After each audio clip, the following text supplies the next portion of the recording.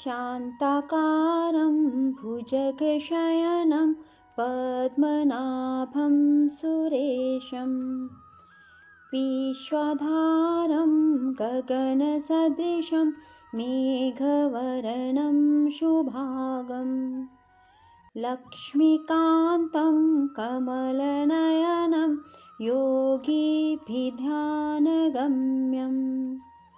वन्दे विष्णुं भवभयहरं सर्वलोकैकनाथं। राधे राधे मेरे प्यारे भाइयों, बहनों, माताओं व बंधुओं, संस्कार की बातें चैनल में आपका स्वागत है। बंधुओं, आज माघ मास की जया एकादशी के दिन मैं आपके लिए लाई हूँ जया एकादशी व्रत कथा, पूरन पूजा विधि और एकादशी का महत्व। बंधुओं, यदि आपने हमारे चैनल को अब तक सब्सक्राइब नहीं किया तो जरूर करें और बेल आइकन दबाना ना भूलें, ताकि आपको हमारी आने वाली सभी वीडियोस की जानकारी सबसे पहले हो सके। बंधुओं, वीडियो को पूरी सुनने के बाद कमेंट बॉक्स में जय विष्णु भगवान अवश्य लिखें। बोलो विष्णु भगवान की जय हो। बंधुओं, सर्व सिद्धि प्रदायक माघ मास के शुक्ल पक्ष की इस एकादशी को जया एकादशी कहा जाता है। इस व्रत में भगवान कृष्ण की केशव नाम से पूजा की जाती है। इस व्रत को करने वाले को भूत, प्रेत, पिशाच आदि निकृष्ट योनियों में जाने का भय नहीं रहता और अनेक जन्म के पाप नष्ट होकर इस लोक और परलोक में सभी सुख प्राप्त होते हैं। बंधुओं, अब आप सभी मेरे साथ मिलकर बोलिए विष्णु भगवान की जय। कथा को पूर्ण विश्वास, सच्ची निष्ठा के साथ एकाग्र मन से सुने। श्री कृष्ण भगवान बोले, हे पांडुपुत्र, इस एकादशी का नाम जया है। इसका व्रत करने से मनुष्य ब्रह्म हत्या आदि पापों से छूटकर स्वर्ग को प्राप्त करता है। पिशाच आदि योनियों से भी मुक्ति मिल जाती है। इसलिए सभी को यह व्रत विधि पूर्वक करना चाहिए। देवराज इंद्र स्वर्ग में राज करते थे और अन्य सभी देवगण सुख पूर्वक स्वर्ग में रहते थे। एक समय इंद्र अपने नंदन वन में अप्सराओं के साथ क्रीड़ा कर रहे थे और गंधर्व गान कर रहे थे। उन गंधर्वों में प्रसिद्ध पुष्पदत्त और उसकी कन्या पुष्पावती और चित्रसेन तथा उसकी स्त्री मलिन भी थे। मलिन का पुत्र पुष्पवान और उसका पुत्र माल्यवान भी उपस्थित थे। उस समय पुष्पवती माल्यवान को देखकर मोहित हो गई और काम बाणों से चलायमान होने लगी। उसने रूप, सौंदर्य, हाव भाव आदि द्वारा माल्यवान को वश में कर लिया। पुष्पवती की सुंदरता को देखकर माल्यवान भी उस पर मोहित हो गया। ये दोनों कामदेव के वश में हो गए, परंतु इंद्र के बुलाने पर नृत्य और गायन के लिए आना ही पड़ा। उन्होंने अप्सराओं के साथ गाना शुरू किया, परंतु कामदेव के प्रभाव से उनका मन ना लगा और अशुद्ध गायन करने लगे। इनकी भाव भंगिमाओं को देखकर इंद्र ने इनके प्रेम को समझ लिया और इसमें अपना अपमान समझकर इन दोनों को श्राप दे दिया कि तुम मृत्युलोक में जाकर पिशाच का रूप धारण करो और अपने कर्मों का फल भोगो। इंद्र का श्राप सुनकर ये दोनों अत्यंत दुखी हुए और हिमाचल पर्वत पर पिशाच बनकर अपना जीवन व्यतीत करने लगे। रात दिन में उन्हें एक क्षण भी निद्रा नहीं आती थी। उस स्थान पर अत्यंत सर्दी थी। उनके दांत सर्दी से कटकटा रहे थे। एक दिन पिशाच ने अपनी स्त्री से कहा, ना मालूम हमने पिछले जन्म में ऐसे कौन से पाप किए हैं जिससे हमें इतना दुखदाई यह पिशाच योनि प्राप्त हुई। देव योग से एक दिन माघ मास के शुक्ल पक्ष की जया एकादशी आई। उस दिन उन दोनों ने कुछ भी भोजन ना किया, ना कोई पाप कर्म किया। वे दोनों अत्यंत दुखी मन से पीपल के वृक्ष के नीचे बैठे रहे। जब सूर्य नारायण अस्ताचल को चले गए, तब रात्रि भर इन दोनों को सर्दी के कारण निद्रा न आई। दूसरे दिन प्रातः काल होते ही इस व्रत और रात्रि जागरण के प्रभाव से इनकी पिशाच देह छूट गई और अत्यंत सुंदर वस्त्रों और आभूषणों से अलंकृत होकर दोनों ने स्वर्गलोक को प्रस्थान किया।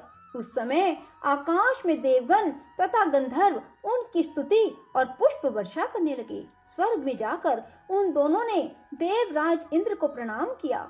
इंद्र ने इनको उनके प्रथम रूप में देखकर अत्यंत चकित होकर पूछा, तुमने अपनी पिशाच योनि से किस प्रकार छुटकारा पाया?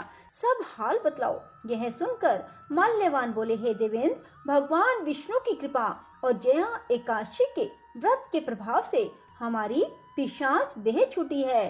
तब इंद्र बोले, हे माल्यवान, भगवान की कृपा और एकादशी के व्रत करने से न केवल तुम्हारी पिशाच योनि छूट गई, वरन हम लोगों के भी वंदनीय हो गए हो। भगवान विष्णु और शिव के भगत हम लोगों के लिए भी वंदनीय हैं, अतः आपको धन्य है।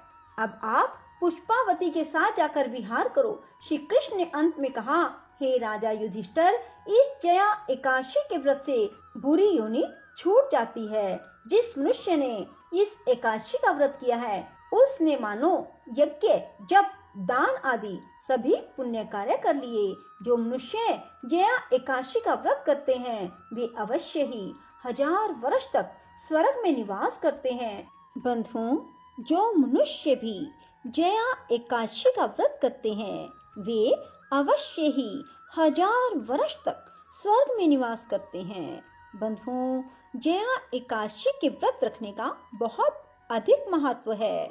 बंधुओं, जो मनुष्य जया एकादशी का व्रत नहीं कर पा रहे, वे जया एकादशी की इस कथा को अवश्य सुने, उन्हें भी पुण्य की प्राप्ति होगी। बंधुओं, वैसे तो साल में 24 एकादशियां होती हैं, परंतु जब अधिक मास आ जाता है, तब ये एकादशियां 26 हो जाती हैं।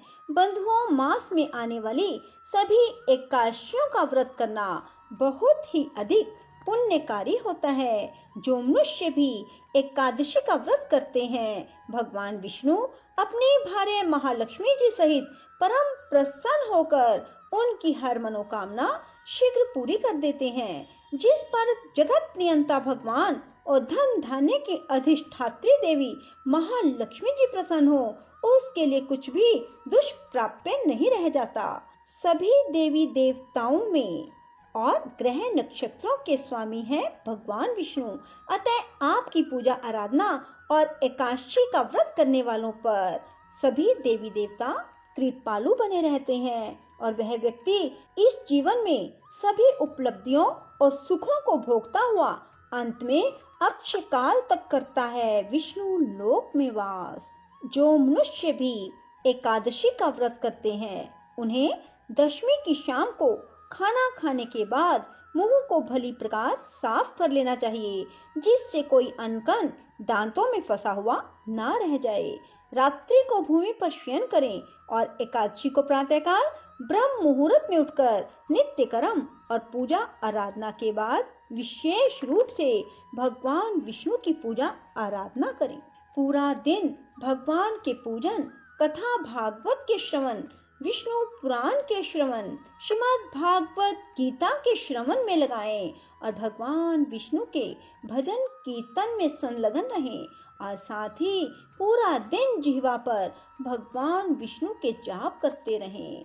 बंधुओं, एकादशी की रात को जागरण अवश्य करें। भगवान विष्णु के समक्ष शुद्ध घी का दीपक या तिल के तेल का दीपक लगाएं। बंधुओं, ये दीपक भगवान विष्णु के समक्ष सारी रात जगता रहे।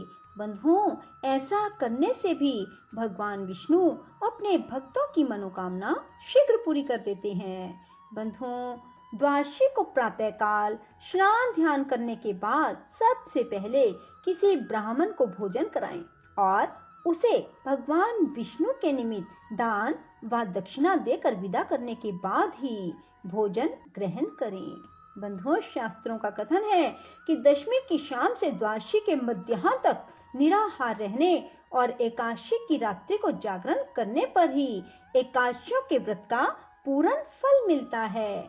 जो व्यक्ति एकादशी को निराहार रहते हैं और रात्रि भर जागरण नहीं करते, उनको आधा फल ही प्राप्त होता है। जो व्यक्ति एकादशी को एक समय फलाहार करते हैं और जागरण नहीं करते, उनको मात्र 1/4 फल की प्राप्ति होती है।